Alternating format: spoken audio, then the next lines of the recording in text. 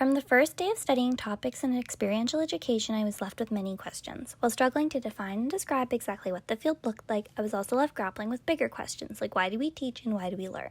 I'm quickly learning that questions are often the gateway to deeper learning. We ask students to develop meaningful questions all the time, and one of the best ways to spark curiosity is through reading.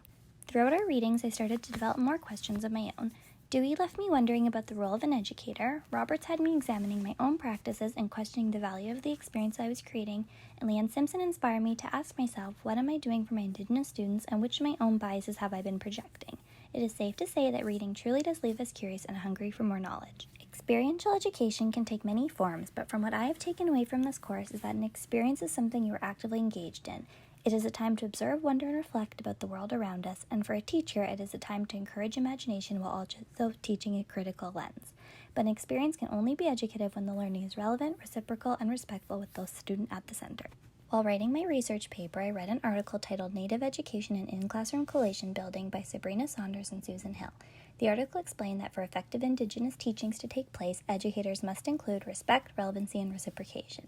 This article has stuck with me as I look for ways to tackle the lower success rates for Indigenous students and work towards equal representation in the classroom.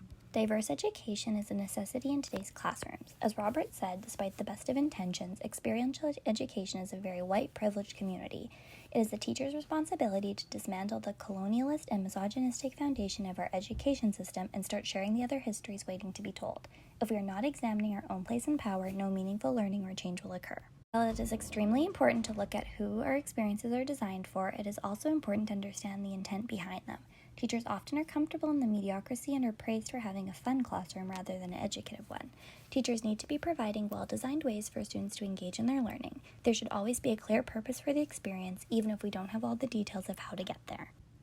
Part of designing thoughtful experiences is allowing significant time for processing. J. Roberts describes processing as the active reflection of an experience. Processing can happen before, during, and after an experience, but is mandatory in order for students to make sense of their learning. When effective processing takes place, students can move their experiences into ideas and their ideas into action. Another piece of creating educative experiences is differentiation. I always view differentiation as a way to provide all students with what they need to be successful. This course has shifted my thinking and made me realize that differentiation can also be what each student needs to be challenged and to be pushed into their zone of proximal development. Creating experiences that challenge all learners are important, but they don't come without their own obstacles. One of the challenges of designing an intentional and thought-provoking experience is the restraints placed on schools by the education system. Manitoba has a rigid curriculum which has compartmentalized learning into subject areas. These subjects are expected to be taught in entirety, putting high expectations on teachers. While learning through cross-curricular connections leaves more room for creativity, the pressures of school systems can sometimes hinder these experiences. Pestalozzi's method emphasizes the need for blurred lines and child-centered learning rather than teaching through subjects and courses. His focus was looking at a child as a whole being, focusing on teaching through their hands, heart, and head. Pestalozzi believed that if children were given the freedom necessary to follow their inclinations and spontaneity, they would figure out so much more on their own than if taught explicitly. A child-centered approach can also move us away from the idea of preparing students for the future and rather providing them meaningful experiences in the now. All students are different and therefore learn differently, so why do we provide them with a singular experience? We need to be extremely cautious as educators if our students are truly learning or if they are just doing school. As J. Roberts shared in his presentation, it is up to us as educators to find the bridge between what is engaging for students and what is of mutual interest. We need to look closely and be creative in finding ways to make their world and our world one. Children want to learn, and an unengaged learner is just another word for an uninspired learner. This is where the beauty of choice and voice comes in and shifts the experience for our students.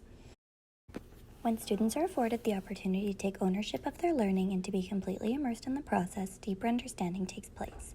As we saw in the Hope Builders, students are treated with respect and are allowed to pursue questions that interest them. They are encouraged to look at the world through a critical lens and understand that learning can take place through almost anything if it's done with intentionality, dedication, and democracy. With democracy comes citizenship. Joel Westheimer and Joseph Kahn highlight the several types of citizens that can be found in the classroom and the ones that we as educators value the most. While good citizens can be categorized in the areas of personal responsibility, participatory, and justice-oriented citizens, ultimately it is a result of the teacher's biases which citizen is praised in the classroom. While we work to shape students into citizens, we also work to shape our classrooms into learning environments. The educator's role as a facilitator is what brings an experience to life. J. Roberts outlines the need for tone setting in all experiences. The time that we spend with our students creating a community is necessary, and when we establish a strong community inside our classroom, we are then able to extend our experiences outside. When we take experiential education out of the classroom and connect with our environment, powerful learning can take place. Schools are structures, whereas education can happen anywhere. When we take advantage of the rich experiences that take place all around us, our students can participate in relevant and personal learning. This course has inspired me to take my class outside more and to be active members of our community rather than passive learners. When writing my learner's context report early in the class, I'd been unsure about how to utilize my community around me. I now have a better understanding of how bringing in different voices and perspectives from those around me can only benefit my students. By opening my classroom and allowing our space to be accessible and welcoming, I am modeling the importance to celebrate differences and to listen to all voices equally, as everyone has a story to share. When speaking with Jay Roberts in our course, he made the comment, "Don't speak unless what you have to say will improve the silence." This has been extremely relevant with the current political state and in relation to speaking up even when uncomfortable. Moving forward, I will be more cognizant of the time I spend listening compared to speaking, and to make sure what I have to say is adding to the conversation so my students can be aware and active in the fight for a better tomorrow. This course has taught me many things and helped me to reflect on my own choices. One of the biggest things I have taken away is the need to slow down. As educators, we often feel like we are running out of time. It has become clear to me that time is precious, and what we choose to spend our time in the classroom needs to be a well thought out process. Too often have I given my time to activities rather than experiences, and moving forward, I will ensure that time to slow down is a priority.